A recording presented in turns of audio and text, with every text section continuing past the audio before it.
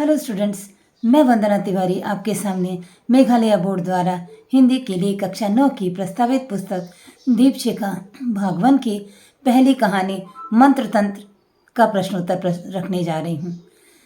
इस मंत्र तंत्र कहानी के लेखक हैं डॉक्टर हजारी प्रसाद द्विवेदी जी। इस कहानी के प्रश्नोत्तर के पहले मैं आपके लिए इस कहानी का सारांश प्रस्तुत कर चुकी हूँ। मुझे आशा है वो आपको पसंद आया होगा, और अगर पसंद आया होगा तो आज इसके प्रश्नोत्तर देख लीजिए और इस प्रश्नोत्तर से आपको परीक्षा में लाभ मिलेगा। मुझे आशा है मेरे प्रयास से आपको सफलता मिलेगी, और अगर आपको भी लगती है कि सफलता मिलेगी तो चैनल को लाइक करना बनता है, सब्सक्राइब करना बनता है और अपने फ्रेंड्स को शेयर कर दीजिए, जिससे सारे आपके फ्रेंड्स को अच्छी व्याख्या, अच्छे प्रश्नोत्तर और हिंदी में अच्छे नंबर मिलने में सहायता मिल सके। तो प्रारंभ करते हैं प्रश्न और उत्तर। तो पहला प्रश्न है कि मौखिक कुछ प्रश्न होते हैं, कुछ लिखित होते हैं। पहला प्रश्न मौखिक का है, जिसमें अपने किन गुणों के कारण कुमार को अच्छा आदमी कहा गया। इस प्रश्न के उत्तर में आप लिखेंगे कि कुमार एक बड़ा अच्छा आदमी था। वह कभी जीव हत्या नहीं करता था, वह दूसरों की चीज़ कभी नहीं लेता था, झूठ कभी नहीं बोलता था, कोई नशा नहीं करता था और दूसरे की स्त्री को माँ के समान समझता था। और अपने इन्हीं गुणों के कारण कुमार एक अच्छा आदमी कहा गया। दूसरा प्रश्न ये आता है कि मुखिया के शिकायत पर राजा ने गांव वालों को क्या सजा दी।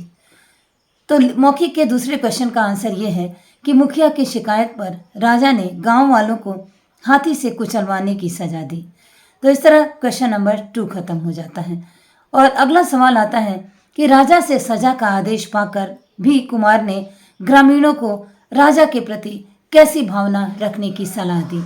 इस प्रश्न के उत्तर में आप लिखेंगे कि राजा से सजा का आदेश पाकर कुमार ने सभी ग्रामीणों को राजा के प्रति क्रोध न करने और अपना शरीर हमें जितना अच्छा लगता है, जिस तरह हमारा शरीर, अपना शरीर हमें प्यारा लगता है, उसी प्रकार राजा के शरीर से भी प्रेम करने की सलाह दी। और ऐसा कहके कुमार के इस कथन पर सारे गांव वालों ने माना।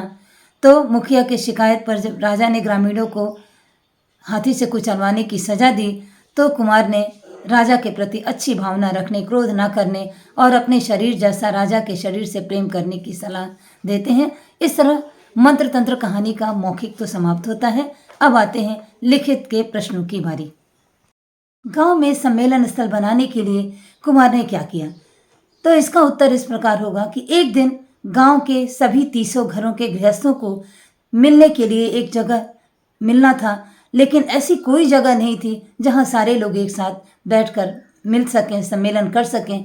तो सभी लोग जब एक स्थान पर मिले तो वहां गंदगी थी। तो कुमार ने जहां खड़े थे वहां उस जगह को उन्होंने धूल मिट्टी हटाकर साफ किया। जैसे ही कुमार ने वहां धूल मिट्टी हटाकर साफ किया, एक व्यक्ति आकर खड़ा हो जाता है। कुमार ने उन्हें कुछ भी नहीं कहा और दूसरी जगह वो साफ करने लगे, तो वहाँ दूसरा व्यक्ति आकर खड़ा हो जाता है। इस तरह कुमार धीरे धीरे एक एक जगह साफ करते जाते और एक एक आदमी वहाँ आकर खड़ा हो जाता। और इस तरह करते करते कुमार ने पूरा स्थान साफ कर दिया। और देखते देखते पूरा जब स्थान साफ हो गया तो वहाँ पर सभी लोग बैठकर मिलने लगे और बड़ी अच्छी तरह कुमार ने सभी के लिए इस तरह व्यवस्था की और सम्मेलन स्थल की सफाई हो गई। अब आता है प्रश्न नंबर 2। नंबर 2 इस प्रकार है कि कुम्हार के प्रभाव से ग्रामीण ग्राम हित में क्या क्या करने लगे। तो इसके उत्तर में आप लिखेंगे कि कुम्हार के प्रभाव से ग्रामीण ग्राम हित में बहुत अच्छे अच्छे काम करने लगे।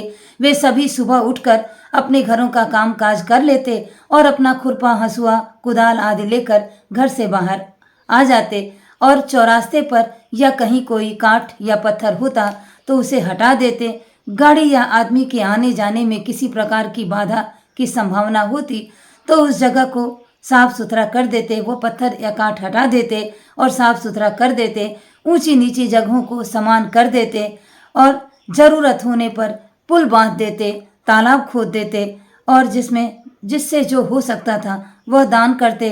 कुमार के प्रयास से इस तरह गांव के सभी लोग गांव हित में बहुत सारे अच्छे अच्छे काम करने लगे। अब प्रश्न नंबर 3 की बारी। प्रश्न नंबर 3 में प्रश्न ये होता है कि सभी व्यक्तियों का, गांव के सभी व्यक्तियों का, ग्रामीणों का भले मानस हो जाना मुखिया को क्यों पसंद नहीं आया? प्रश्न इस प्रकार है। तो आप इसके उत्तर में ये लिखेंगे कि सभी ग्रामीणों का भले मानस हो जाना मुखिया को इसलिए पसंद नहीं आया क्योंकि पहले जब सभी बदमाशी करते, अनशंट काम करते, आपस में झगड़ते थे, तो उनके ऊपर जुर्माना लगाकर मुखिया की कुछ आमदनी हो जाती थी। और इस प्रकार कुमार ने जब सभी को काम करने में लगा दिया और सारे ग्रामीण भले मानस हो गए, तो वो आपस में कभी झगड़ते नहीं थे, जीव हिंसा नहीं करते थे और सभी भले मानस हो गए। इसके कारण मुखिया को सभी का भले मानस हो जाना पसंद नहीं आया क्योंकि उसकी आमदनी बंद हो गई थी जो वो जुर्माना लगाकर लिया करता था। अगला प्रश्न है कि कुमार का मंत्र तंत्र क्या था? लास्ट क्वेश्चन है ये, कुमार का मंत्र तंत्र क्या था? तो आप इसके उत्तर में लिखेंगे कि कुमार कोई मंत्र तंत्र नहीं जानते थे, बस वे जीव हत्या नहीं करते, सदा सत्य बोलते, सभी को मित्र समझते और जो होता वो दान करते थे, ऊंची नीची जमीन को समान कर देते, तालाब खोद देते और गांव के लोगों का घर बना देते और बस यही उनका मंत्र तंत्र था। कुमार और कोई मंत्र तंत्र नहीं जानते थे। मुझे आशा है मेरे प्रयास से आपको सफलता मिलेगी और अगर आपको लगता है कि सफलता मिलेगी तो मेरे चैनल को लाइक भी कर लीजिए, सब्सक्राइब कर लीजिए और मेरे प्लेलिस्ट में जाकर आप अपने विषय के सारे क्वेश्चन आंसर और सारी व्याख्याओं को देख लीजिए। तो मुझे आशा है आपको अच्छे नंबर मिलेंगे। धन्यवाद।